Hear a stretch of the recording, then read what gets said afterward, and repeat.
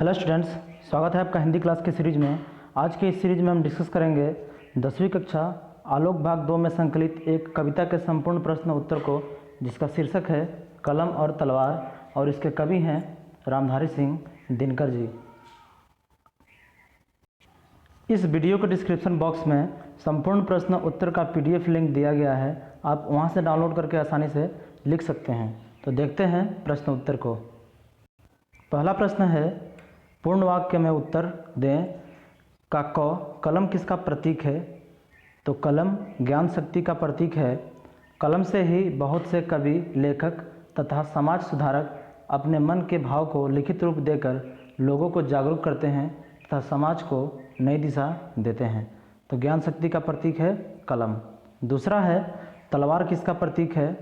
तो तलवार दैहिक शक्ति या फिर शारीरिक शक्ति का प्रतीक है। तलवार शारीरिक शक्ति को दर्शाता है, जिसमें वीर योद्धा अपने पराक्रम तथा बल से अपने शत्रु को परास्त करते हैं तथा अपनी रक्षा करते हैं। इसका तीसरा है, संसार में कलम और तलवार में से किसकी शक्ति असीम है? असीम का अर्थ है जिसका कोई सीमा नहीं है।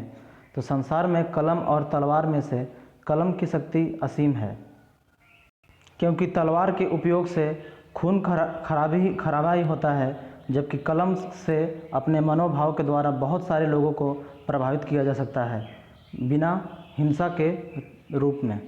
अपनी रक्षा में लोग तलवार से किसी को चोटिल भी कर सकते हैं, लेकिन समाज को नई दिशा देने के लिए लोग कलम से अपने मनोभाव को लिखित रूप देकर बहुत से लोगों को प्रभावित कर सकते हैं। अतः कलम की शक्ति असीम है, जिसकी कोई सीमा नहीं है।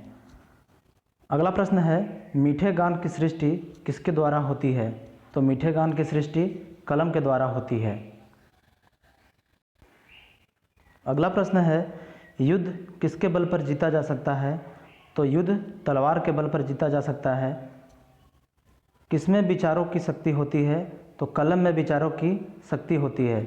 लोग कलम के द्वारा ही अपने मन के विचारों को लिखित रूप देकर अपने मनोभाव को व्यक्त करते हैं। दूसरा का प्रश्न है, कलम हमारे किस काम आती है? इसका उत्तर है, हमारे अंदर छिपे भावनाओं एवं विचारों को बाहर निकाल उसे साहित्यिक रूप देने में कलम काम आती है। कलम के माध्यम से ही समाज को नई दिशा मिलती है। अतः कलम ज्ञान का प्रतीक है। कलम के द्वारा ही लोग शिक्षित बन पाते हैं, बिना कलम के यह संभव नहीं है। अगला प्रश्न है, तलवार की क्या उपयोगिता है? तलवार दैहिक शक्ति का प्रतीक है, यानी शारीरिक शक्ति का प्रतीक है। प्रतीक से अर्थ है चिन्ह। युद्ध के क्षेत्र में वीर के हाथ में तलवार ही उसका उपयोगी शस्त्र होता है। इसके अलावा हिंसक जंतुओं से बचने के लिए तलवार की आवश्यकता पड़ती है, यानी तलवार से हम अपनी रक्षा खुद कर सकते हैं तथा हिंसक जानवरों से भी बचने के लिए हम तलवार की उपयोग करते हैं। अंध कक्षा में बैठ रचोगे ऊंचे मीठे गान का आशय स्पष्ट कीजिए। तो इस पंक्ति का आशय यह है कि कलम में इतनी ताकत होती है कि चाहे व्यक्ति बंद कमरे में बैठा क्यों न हो, वह अपने विचारों के माध्यम से मधुर संगीत की रचना कर लेता है। उन मीठे गानों में समाज को नई दिशा दिलाने की शक्ति होती है और उन विचारों को प्रकट करने में कलम अपना महत्वपूर्ण योगदान अदा करती है। यानी बहुत सारे जो समाज सुधारक लोग हैं, कवि हैं, लेखक हैं, वे अपने लेखनी से, चाहे वो कविता हो या कहानी हो या फिर कोई गाना का माध्यम हो, संगीत के माध्यम से भी लोगों को जागरूक किया जा सकता है, और बहुत सारे विद्वानों ने ऐसा ही किया है। हम घर बैठे अपने लेखनी के द्वारा लोगों को प्रभावित कर सकते हैं, अपने विचारों के द्वारा उनको जागरूक कर सकते हैं, समाज में नई चेतना, नई उमंग, उत्साह लोगों में भर सकते हैं। तो कलम में यही शक्ति है। अगला प्रश्न है, कलम विचारों के अंगारे कैसे पैदा करती है? तो सोए हुए भावनाओं को जागृत कर कलम समाज में परिवर्तन की आग को दहका सकती है। मनुष्य के विचारों में बहुत सृजनात्मक भावनाएं छिपी होती है। सृजनात्मक का अर्थ है क्रिएटिव। बहुत सारे लोग बहुत से सृजनात्मक क्रियाएं करते हैं। अगर वे चाहें तो कलम के माध्यम से विचारों के अंगारे पैदा कर सकते हैं। अतः मनुष्य के विचारों में इतनी ताकत होती है कि वह कलम के माध्यम से विचारों के अंगारे पैदा कर सकते हैं। तो कलम के द्वारा विचारों के अंगारे इस तरह से पैदा होती है, जैसे किसी भी चीज़ को पढ़ने से ऐसा लगता है कि हमें कुछ परिवर्तन करना चाहिए, हमारे अंदर ही परिवर्तन की भावना उत्पन्न होती है। अगला प्रश्न है, अक्षर चिनगारी कैसे बनते हैं? अक्षर यानी शब्द, एक एक अक्षर मिलकर ही शब्द बनता है और फिर वही शब्द विचारों के माध्यम से लेखनी का रूप ले लेती है। वह लेखनी समाज में जागृत लाने का काम करती है। जागृत मतलब जगाने का काम करती है, इसलिए अक्षरों को चिंगारी कहा गया है, जो मनुष्य के हृदय में ज्वाला रूपी आग लगा सकते हैं। अगला प्रश्न है, हाथों में शस्त्रास्त्र न होने पर भी कलम के द्वारा समाज में फैले भ्रष्टाचार अनाचार को कैसे दूर किया जा सकता है? तो शस्त्रास्त्र का अर्थ है अस्त्र शस्त्र यानी हथियार, कुल मिलाकर अर्थ है तलवार से। अगर हमारे हाथ में शस्त्र हो तो हम केवल शरीर को ही आघात कर सकते हैं, पर कलम की धार में कितनी ताकत होती है कि वह मनुष्य के अंतर्मन एवं विचारों को प्रभावित कर लेती है। कलम द्वारा लिखे गए लेखनी के वार से करोड़ों लोगों को जागृत करने का काम किया जा सकता है। प्रत्येक शब्द लोगों के मन में प्रेम, जागृति, दया आदि का भाव जगाने में सक्षम है। अर्थात कलम द्वारा ही लोगों में नई चेतना पैदा कर समाज में फैले भ्रष्टाचार अनाचार को दूर किया जा सकता है। जैसे कोई भी लेखनी इतनी प्रभावशाली होती है कि अगर हम उसको पढ़ते हैं तो हमें बुरे चीज़ का विरोध करने की शक्ति आती है। तो बहुत सारे कवि वर्ग और समाज सुधारक ऐसे ऐसे लेखनी को हमारे समक्ष रखते हैं जिससे समाज सुधर सके, उसे एक नई दिशा मिल सके और समाज से भ्रष्टाचार समाप्त हो जाए। अगला प्रश्न है, कलम और तलवार में से तुम क्या लेना पसंद करोगे और क्यों? तो इसमें अपने विचार दे सकते हैं, लेकिन इसका सही विचार कलम को ही चुनना सही होगा। तो कलम और तलवार में से मैं कलम को लेना पसंद करूंगा, क्योंकि कलम ज्ञान का प्रतीक है तो तलवार दैहिक शक्ति का। कलम और तलवार दोनों ही धारदार हथियार हैं, पर दोनों में काफ़ी अंतर है। कलम अहिंसा एवं शांति का माध्यम है, तो वही तलवार हिंसा को बढ़ावा देता है। तलवार बलपूर्वक समाज में बदलाव लाना चाहता है, तो कलम नेक विचारों से हृदय परिवर्तन कर समाज में जागृति लाना चाहता है। यही कारण है कि मैं या फिर हम ही नहीं बल्कि हर शिक्षित व्यक्ति कलम को ही चुनना पसंद करेंगे। अगर किसी व्यक्ति को सुधारना है तो तलवार से हमें खून खराबा करना पड़ेगा। अगर हम अपने कलम के लेखनी से, कलम के माध्यम से कोई अच्छी चीज़, जागरूकता लाने वाले चीज़ को हम लिखते हैं तो उसे पढ़ने के बाद भी लोगों के मन में बदलाव लाया जा सकता है। तो अतः कलम ही बेस्ट है, लोग इसे ही पसंद करेंगे। ये बात अलग है कि ज्ञान शक्ति के साथ साथ शारीरिक शक्ति भी आवश्यक है, फिर भी यहाँ पे कलम ही कारागार साबित है, यानी कलम ही सर्वप्रथम है। इस कविता से हमें क्या प्रेरणा मिलती है? तो इस कविता में कलम और तलवार दोनों के सत्ता तथा महत्ता पर प्रकाश डाला गया है, मतलब दोनों के महत्व पर प्रकाश डाला है और उनके योगदान पर।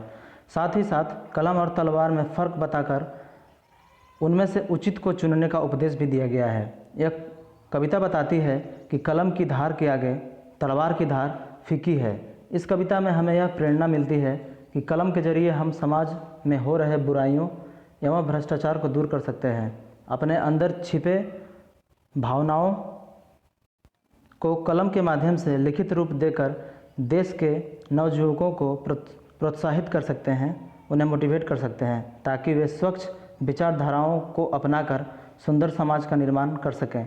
अर्थात एक कलम समाज में क्रांति ला सकती है, इसलिए हमें हिंसात्मक शस्त्र को छोड़ कलम जैसे अहिंसात्मक चीज़ को अपनाना चाहिए। कलम और तलवार कविता का सारांश लिखें। इसका सारांश पढ़ने के बाद आपको कविता और क्लियर हो जाएगा। राष्ट्रकवि रामधारी सिंह दिनकर जी ने कलम और तलवार नामक कविता में कलम और तलवार दोनों की प्रधानता दी है। उनके अनुसार कलम और तलवार दोनों में ही बदलाव लाने की क्षमता होती है, दोनों में ही तेज धार होती है, पर फर्क इतना है कि कलम की धार विचारों को जगाती है तो तलवार की धार खून की धारा बहा सकती है। कलम के द्वारा विचारों की अभिव्यक्ति से समाज को जगाया जा सकता है, तो दूसरी ओर अस्त्र शस्त्र हाथों में लेकर युद्ध जीता जा सकता है। जहाँ मनुष्य समाज में चेतना पैदा करने की बात आए तो कलम ही कारगर साबित होता है। वही युद्ध में तथा हिंसक पशुओं से आत्मरक्षा हेतु तलवार की आवश्यकता पड़ती है। यदि समाज में चारों ओर सुरक्षा और निर्भरता हो तो अस्त्र शस्त्रों को नहीं बल्कि कलम का ही काम होता है। यह हम पर निर्भर करता है कि हमें किसको अपनाकर समाज का निर्माण करना है। अतः कलम और तलवार में से कलम की शक्ति अधिक है तथा कलम के द्वारा देश में हो रहे भ्रष्टाचार एवं बुराइयों को मिटाया जा सकता है। अतः ज्ञान शक्ति से ही देश की तरक्की की जा सकती है। इसलिए कलम को ज्ञान शक्ति का प्रतीक माना गया है। कलम और तलवार दोनों की उपयोगिता अलग अलग है, लेकिन कौन सबसे अच्छा है, किससे समाज को नई दिशा मिलती है, हमें उसे चुनना है और समाज को एक नई दिशा देना है। तो इन सब चीज़ों में कलम ही बेस्ट है। कलम और तलवार में किसकी शक्ति अधिक है? तर्क सहित अपना विचार प्रस्तुत करो। साधारण सा दिखने वाला कलम तलवार से छोटा जरूर है, पर उसकी शक्ति तलवार से भी अधिक है, क्योंकि कलम की धार से समाज में क्रांति लाया जा सकता है। उसमें समाज को पलट देने की क्षमता होती है। वहीं तलवार युद्ध के क्षेत्र में विजय हासिल करने में काम आता है। इसके अलावा आत्मरक्षा एवं हिंसक जंतुओं से बचने के काम आता है। तलवार कुछ ही लोगों के शरीर पर वार कर सकती है, पर कलम का वार सभी लोगों का हृदय छू जाता है। समाज को भ्रष्टाचार एवं बुराइयों से बचाना है तो तलवार की वार से नहीं, पहले सोए हुए मनुष्य को जागृत करना होगा, और लोगों को जागृत कराने का काम कलम द्वारा ही संभव है। हृदय परिवर्तन करके ही समाज को सही दिशा दी जा सकती है, जो कि एक कलम बखूबी से कर सकती है। जिस समाज में ज्ञान को प्रधानता दी जाती है, उस समाज के लोग दिलों में उमंग लिए देश के हित काम कर जाते हैं। अतः कलम और तलवार की महत्ता को देख हम यह कह सकते हैं कि कलम ही श्रेष्ठ है। तो कलम में ही वो सारी शक्ति है जो एक समाज को बदल सकती है, तो कलम ही श्रेष्ठ है। पांचवा प्रश्न है, सप्रसंग व्याख्या करें। तो हम लोग व्याख्या में पहले ही डिस्कस किया था कि 4 बिंदुओं पर, 4 स्टेप पर हमें ध्यान देना चाहिए: प्रसंग, संदर्भ, व्याख्या और विशेष। इन चारों स्टेप को लिखने से ही पूर्ण अंक मिलते हैं, फुल मार्क्स मिलते हैं। तो इसका ध्यान रखिएगा आप। तो पहला है, अंध कक्ष में बैठ रखोगे ऊंचे मीठे गान रचोगे होगा, या तलवार पकड़ जीतोगे बाहर जा मैदान। तो इसका प्रसंग ऐसे होगा। प्रस्तुत पंक्तियां हमारी हिंदी पाठ्य पुस्तक आलोक भाग 2 के अंतर्गत रामधारी सिंह दिनकर जी द्वारा रचित कलम और तलवार नामक कविता से लिया गया है। राष्ट्रीय सेवाओं के लिए रामधारी सिंह दिनकर जी को पद्म भूषण की उपाधि से सम्मानित किया गया। उर्वशी महाकाव्य पर आपको ज्ञानपीठ पुरस्कार मिला था। संदर्भ इसका ऐसे होगा। यहाँ कलम और तलवार की शक्ति तथा महत्व के बारे में बताया गया है। व्याख्या, कलम और तलवार दोनों में ही तेज धार होती है तथा दोनों से ही जंग लड़ी जा सकती है, लेकिन कलम में तलवार से भी अधिक शक्ति होती है। कलम उठाकर अपनी रचनाओं से समाज को जागृत किया जा सकता है, समाज को जगाया जा सकता है। कलम हाथ में हो तो कहीं से भी रचनाओं का निर्माण किया जा सकता है तथा एक बंद कमरे से भी मधुर संगीत की रचना की जा सकती है। इसलिए कवि का प्रश्न है कि हम पर निर्भर है कि क्या हमें बंद कमरे में बैठे मीठे गान की रचना करनी चाहिए या फिर हाथ में तलवार पकड़ जंग के मैदान में जंग लड़नी चाहिए। इसका विशेष होगा, दिनकर जी की भाषा सरल एवं स्पष्ट है। अगला व्याख्या है, लहू गर्म रखने को रखो मन में ज्वलित विचार, हिंस्र जीव से बचने को चाहिए किंतु तलवार। यानी खून को गर्म रखने के लिए अपने मन में ज्वलित विचार रखने चाहिए, अपने विचार को ज्वलंत रखना चाहिए, और हिंस्र यानी हिंसक जीव से बचने के लिए तलवार चाहिए। तो इसका प्रसंग होगा, प्रस्तुत पंक्तियां हमारी पाठ्य पुस्तक आलोक भाग 2 के अंतर्गत कलम और तलवार नामक कविता से लिया गया है। इसके कवि रामधारी सिंह दिनकर जी हैं। राष्ट्रीय सेवाओं के लिए रामधारी सिंह दिनकर जी को पद्म भूषण की उपाधि से सम्मानित किया गया। उर्वशी महाकाव्य पर आपको ज्ञानपीठ पुरस्कार भी मिला था। संदर्भ, यहाँ कलम और तलवार की विशेषताओं के बारे में चर्चा किया गया है। व्याख्या, कलम में इतनी शक्ति होती है कि वह लोगों के हृदय में ज्ञान का दीपक जलाकर उनमें नई उमंग पैदा कर सकती है। कलम द्वारा लिखे गए प्रत्येक शब्द में मानो चिंगारी भड़कने लगते हैं, जो लोगों के दिल और दिमाग में आग लगाने वाले विचारों को जगाती है।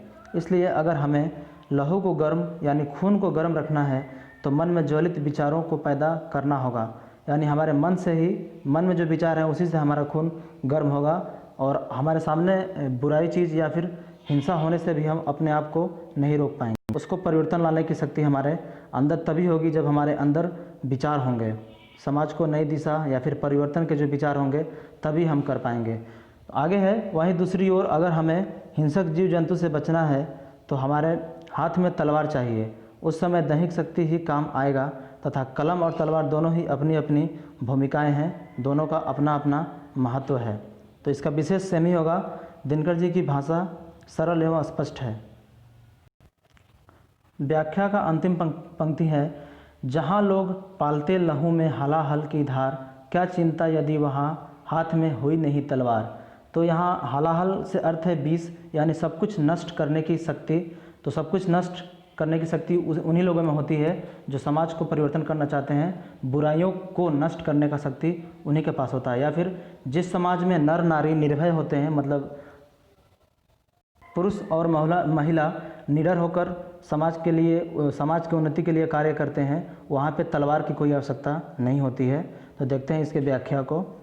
तो प्रसंग उसी तरह होगा। प्रस्तुत पंक्तियाँ हमारे हिंदी पाठ्य पुस्तक आलोक भाग 2 के अंतर्गत रामधारी सिंह दिनकर जी द्वारा रचित कलम और तलवार नामक कविता से लिया गया है या फिर दिया गया है, ऐसे भी लिख सकते हैं। राष्ट्रीय सेवाओं के लिए रामधारी सिंह दिनकर जी को पद्म भूषण की उपाधि से सम्मानित किया गया।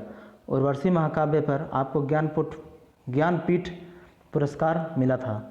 इसका संदर्भ है, इन पंक्तियों में आज के मनुष्य के अंदर भरी विषैली भावनाओं के बारे में कहा गया है।